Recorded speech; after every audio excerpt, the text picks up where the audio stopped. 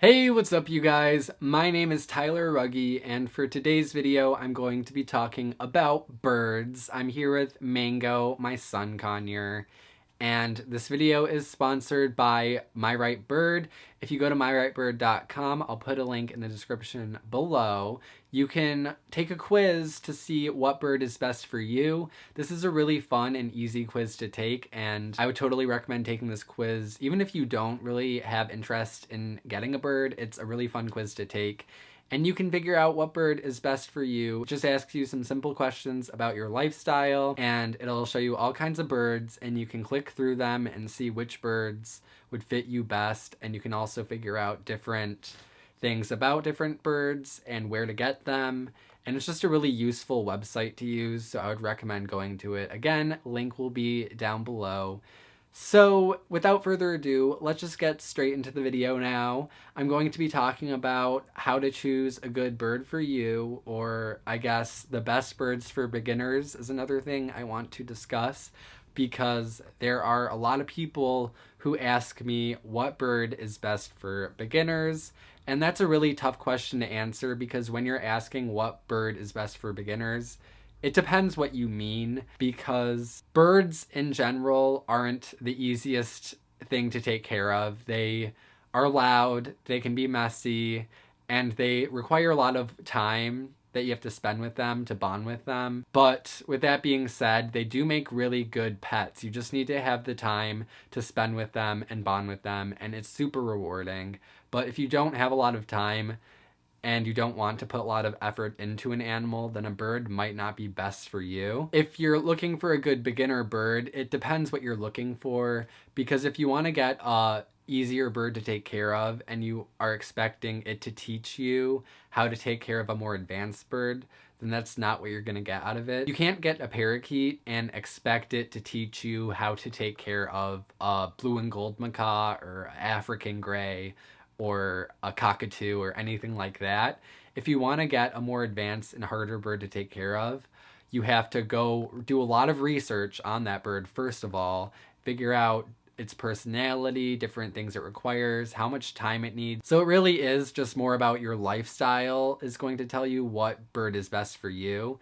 And you can also go to sanctuaries, rescues, or even bird stores that sell these birds that you want to get, and go just spend a lot of time with them, hold them, get to know them, and know how loud they are and how they react. It'll definitely be better than just going out and buying it. And you want to kind of figure out what the birds are all about first, because they do live a long time. Another thing I want to stress is birds are a long-term commitment. Even smaller birds can live like 5, 10, 15 years, and bigger macaws can live, I'm sure you've heard, up to like 80 years. So regardless of what bird you're getting, it's a decent commitment to make, and you're going to want to be happy with this bird its entire life. Yes, Mango. Mango agrees. If you want a bird that's a little bit easier to take care of, then smaller birds do tend to be a little bit easier because they take up less space, and they also tend to be a little bit quieter. They can be a little bit friendlier. Their bites don't hurt as bad and stuff like that, which makes them, I guess, a bit more ideal for a beginner. With certain birds, again, you have to do your research, but a lot of like smaller birds I know, like canaries, parakeets, stuff like that, if you don't have a lot of time to spend with an individual bird, a lot of the times these birds will be happier if you keep them in groups, because then they can be in a group and they can socialize with each other. The only problem if you have a group of birds is that they will care a lot about each other and not a lot about you.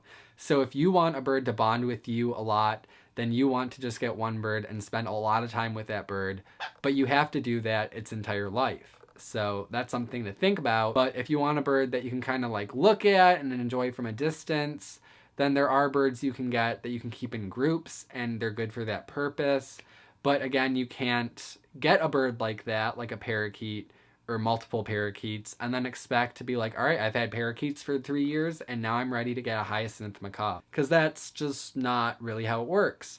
If you want to get a bigger macaw, you have to do the research, go spend lots of time with those macaws, and really just do a lot of thinking about if you want to get into that kind of commitment. If you want to get a macaw, I personally would recommend rescuing them because there are so many parrots out there, guys, that get abandoned because they live a long time and people just don't want to deal with the bird for 80 years a lot of the time, or people die before their birds. And these birds end up in sanctuaries and shelters for parrots. So I would recommend rescuing an older bird, which is actually a really good idea if you don't want to have the full commitment. There are macaws out there you can rescue that are like 40 years old. Different birds all have different personalities and different needs, and some birds are going to fit your lifestyle better than others. And you want to get a bird that is going to fit your lifestyle the best. And you just need to keep things in consideration, like how much mess you can handle, how much time you can spend on the bird, how much noise you can handle. Again, I would highly recommend going to myrightbird.com and taking the quiz, and it just asks you simple questions and it tells you what birds are best for you. And you can click through all the different types of birds, and it tells you a lot about their personalities and what they require, how loud they are, and everything you need to know. So I would just highly recommend going to this website and taking the quiz, and it'll help give you a really good idea because there are so many birds out there and it can be overwhelming researching different types of birds. So this is a really good tool to use and just see like what birds you might want and give you some ideas. And then from there, you can do your own research on some birds you found and just dig a little bit deeper.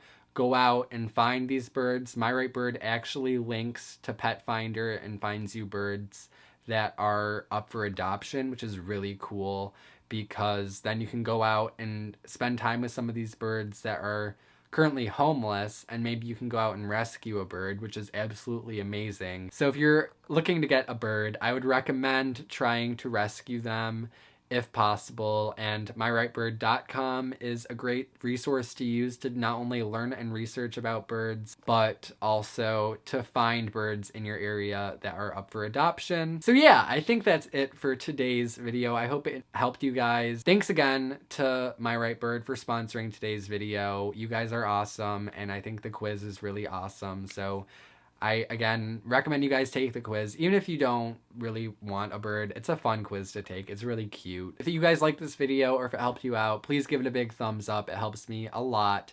Subscribe to my channel because I post videos every week. Also hit the notification bell so you get notified every time I upload so that you don't miss out.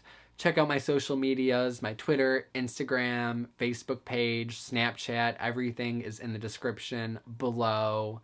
And I'll see you guys in my next video. Say goodbye to Mango as well. Goodbye, Mango. Bye. Bye, Mango. Mango says goodbye.